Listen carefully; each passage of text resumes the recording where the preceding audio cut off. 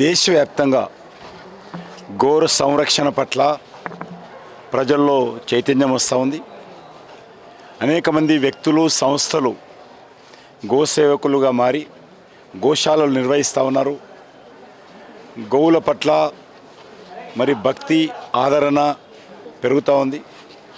కేంద్ర ప్రభుత్వం కూడా ప్రకృతి వైద్య వ్యవసాయం రావాలని కోరుకుంటుంది. దాంట్లో గోవుల పాత్ర కీలకంగా ఉంటుంది. కాబట్టి మనం ఈరోజు తీసుకుంటున్నటువంటి ఆహారం ఏదైతే ఉన్నదో, కెమికల్స్ ద్వారా, ఫెర్టిలైజర్స్ ద్వారా వస్తున్నటువంటి ఆహారము అనేక రకాల జబ్బులకు, అనేక రకాల సమస్యలకు కారణమవుతున్నటువంటి ఈ నేపథ్యంలో కేంద్ర ప్రభుత్వము ప్రకృతి ఆధారితమైనటువంటి వ్యవసాయము పెంచాలి, ప్రోత్సహించాలనేటువంటి ప్రయత్నం చేస్తూ ఉంది. అదృష్టవశాత్తు ఈరోజు మన దేశంలో గోవుల సంఖ్య కూడా పెరుగుతూ ఉంది, పశువుల సంఖ్య కూడా పెరుగుతూ ఉంది.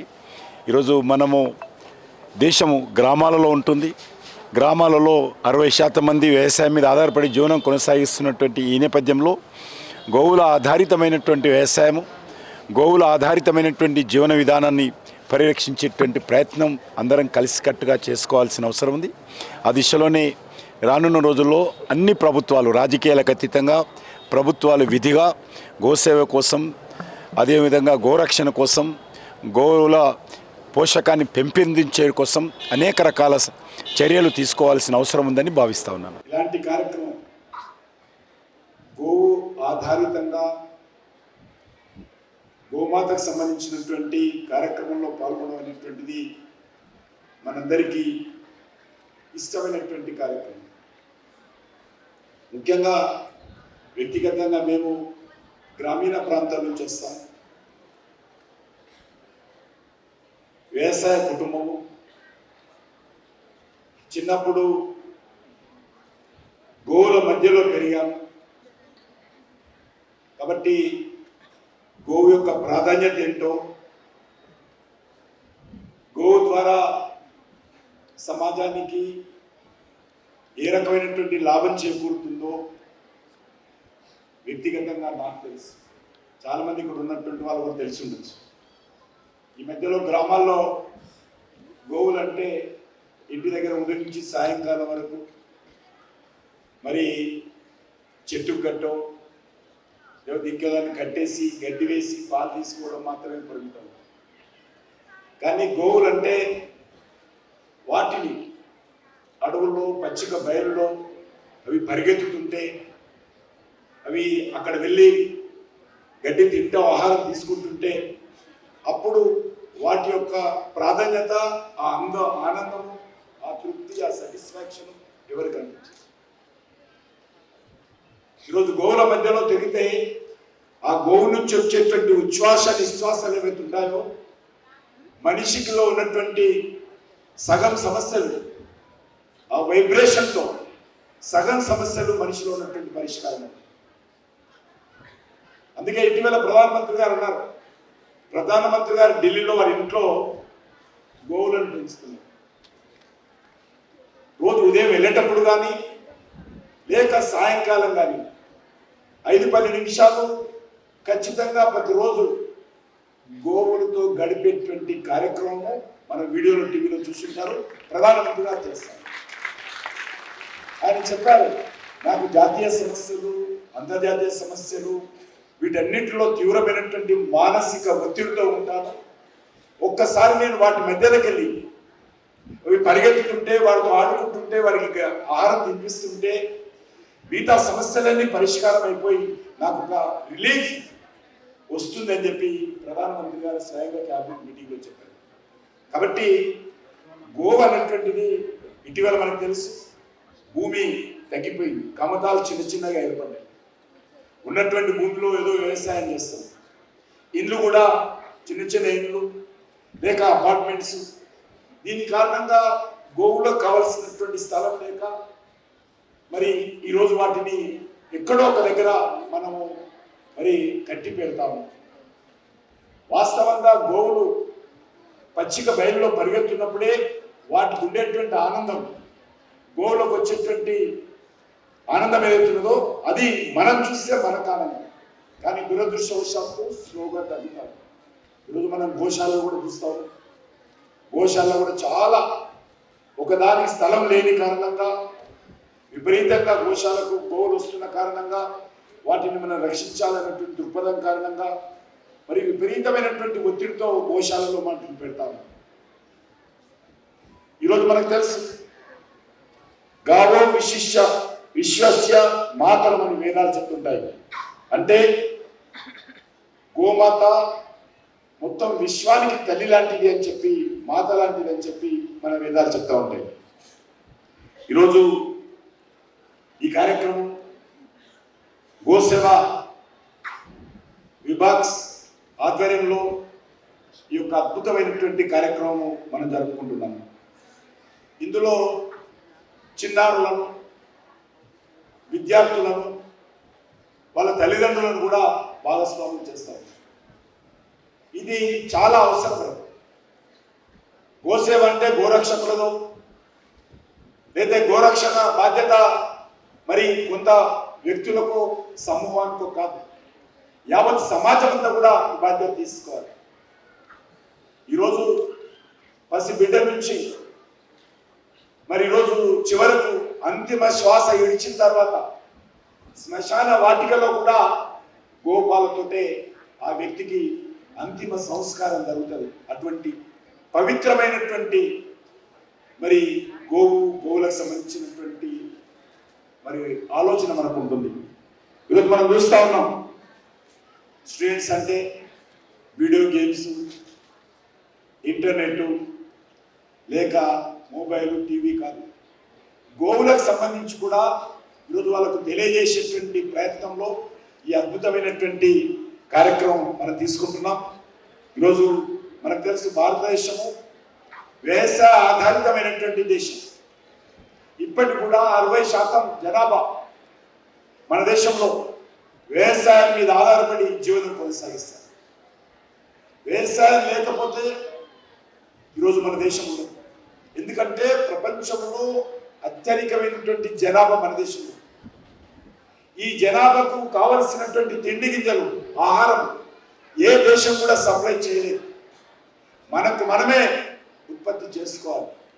మనకు మనమే ఆ యొక్క మరి కావలసినటువంటి ఆహారం అందుబాటులో తెచ్చుకోవాలి.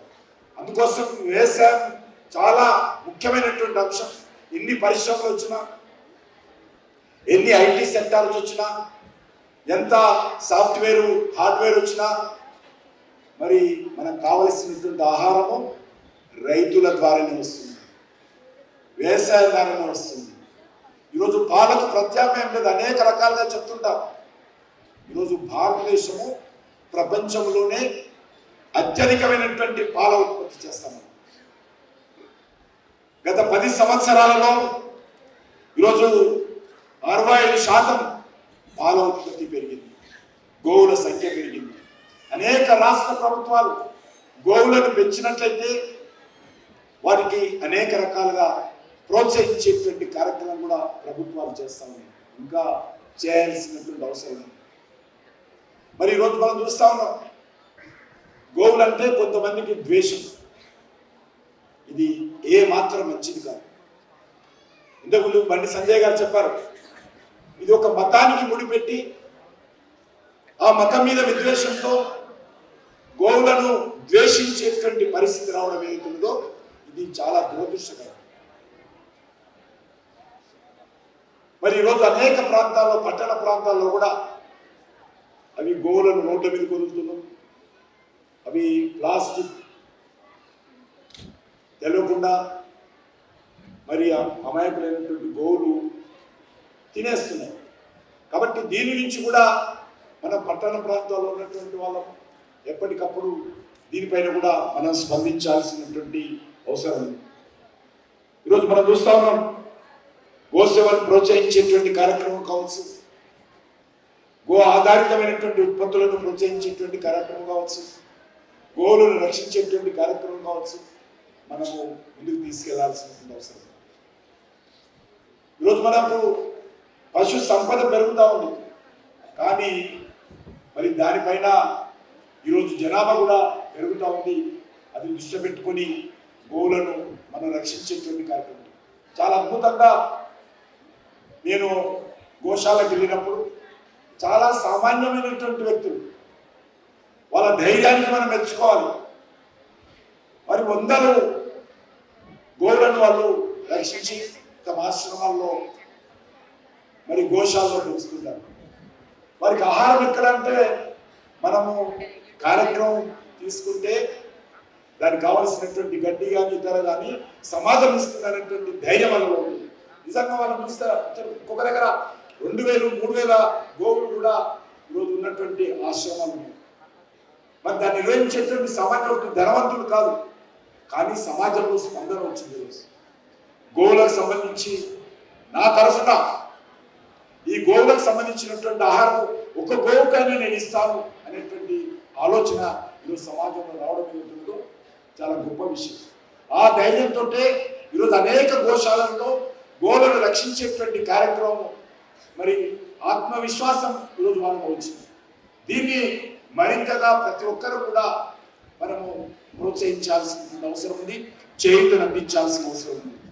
గోశాలకు కావాల్సినటువంటి ఆర్థిక సహకారం కానీ, వాటికి కావలసినటువంటి మౌలిక వసతులు కానీ, అదేవిధంగా గోవులకు సంబంధించినటువంటి స్వదేశీ జాతులు ఏవైతున్నాయో వాటిని మనము పరిరక్షించుకోవాల్సినటువంటి అవసరం ఉంది. ఈరోజు ముఖ్యంగా మరి అనేక రకాలుగా చాలా సంవత్సరాల క్రితం చూసినట్లయితే అనేక రకాల అద్భుతమైనటువంటి గోజాతులు మనకు ఉండేవి. ఈరోజు అవి స్లోగా తగ్గుతాయి. దాన్ని కూడా మనం గుర్తుపెట్టుకొని గోజాతులను కూడా రక్షించాల్సినటువంటి అవసరం ఉంది. ఈరోజు మనం చూస్తా ఉన్నాం, గోవులు గో ఆధారితమైనటువంటి ఉత్పత్తులు ప్రోత్సహించాలి. ఈరోజు డాక్టర్ లేక వైద్యానికి సంబంధించి మనం ఆలోచన చేస్తే గోవు ద్వారా వచ్చేటువంటి ఉత్పత్తులు ఏవైతే ఉంటాయో వాటికి మించినటువంటి ట్రీట్మెంట్, వాటికి మించినటువంటి ఆహారము, వాటికి మించినటువంటి పౌష్టికాహారం ఇంకేది లేదు. నేను ఈ పార్టీ ఆఫీసులో అనేక సంవత్సరాలు పెరిగాను. మరి ఇప్పుడు కూడా పార్టీ ఆఫీస్ నుంచి బయటకు వచ్చిన తర్వాత కూడా నేను ఏ రోజు కూడా గోవుకి సంబంధించినటువంటి పెరుగు తప్ప ఏది వాడు.